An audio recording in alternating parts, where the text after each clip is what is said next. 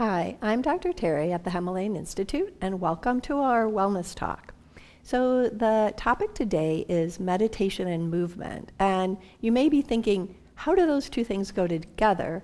When we think about meditation, we think about stilling our body and quieting our breath to allow our mind to be still, and that's very important. But what we do the rest of the day has an impact on the quality of time we spend sitting. So that's why movement is one of the 5 yuktas, or proper actions that help us with our practice.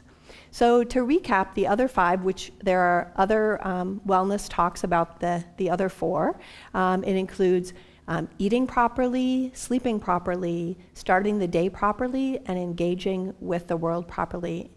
So this is about moving properly or exercising properly. And if you're interested in what properly really means, it really means not like there's a right and a wrong, but that there's a way that we can move that helps us reconnect ourselves with ourselves. And that's really the goal of life, I think, in many regards.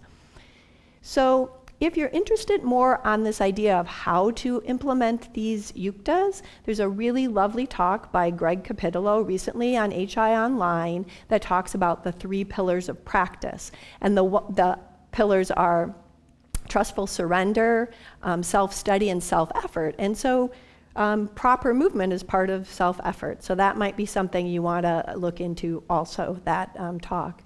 So in regards to movement, we think about the right kind of movement, the right amount of movement, and the right time for movement. Those are the parameters we're going to look at. So right time. It really has to do with a couple things. It's the timing of our movement related to when we sleep, another yukta, when we eat, and also when we plan to do our practice. So we don't want to do a lot of vigorous exercise right before eating or right after eating, because that may change the digestive process.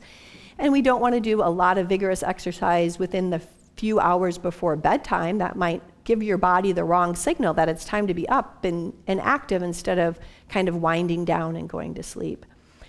And the idea of how intense your exercise or movement can be before practice really depends on you and how you're feeling when you check in with yourself. If you're feeling kind of low and a little sluggish, doing some more invigorating movement might be helpful for your practice when you do come into your stillness.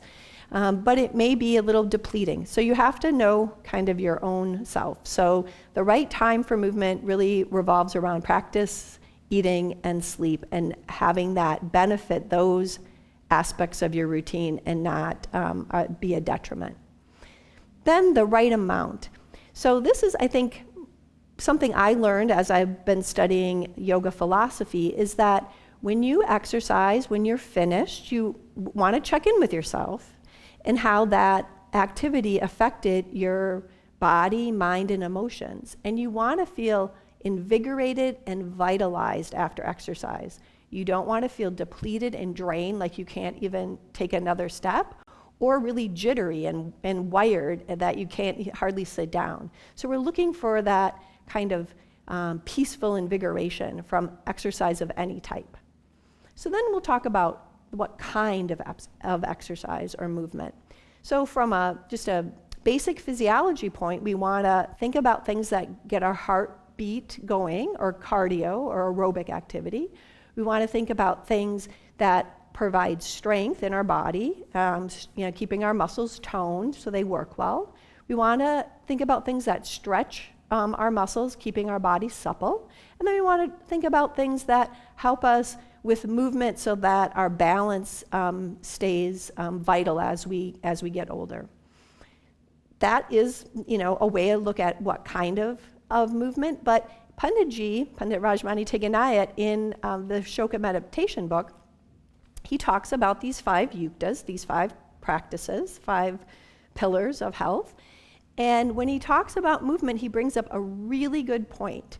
He actually has 3 other things that we should be considering. So he says that for movement to help our practice, it should keep our body supple, and flexible so that our body isn't a hindrance to when we're still, so we don't have an ache in our knee or pain in our shoulders when we're trying to turn inward. So stretching is really helpful. And then we also want exercises that help relax our nervous system, help allow the resiliency between different parts of our nervous system to be optimized, and then things that help us tap into our pranic energy, making sure that the energy is awakened and free-flowing. So those are the types of exercises that would be most helpful to your meditation practice. So you might say, what would that look like? So I'll just give you some suggestions or some kind of an overarching recommendation. So if we look at things that would get our heartbeat pumping but wouldn't leave us super depleted, things like just taking a nice brisk walk. We're really lucky around here because we have hills. And so the hills allow our heart rate to pump a little bit more when we go up the hill, so we can really get our heart rate up without having to do something that's really taxing to the body. And if you want to increase your heart rate when you're doing walking activity, if you feel like your heart rate isn't up as much as you want, anything that you would do to add arm movement in with the walking will naturally increase your heart rate.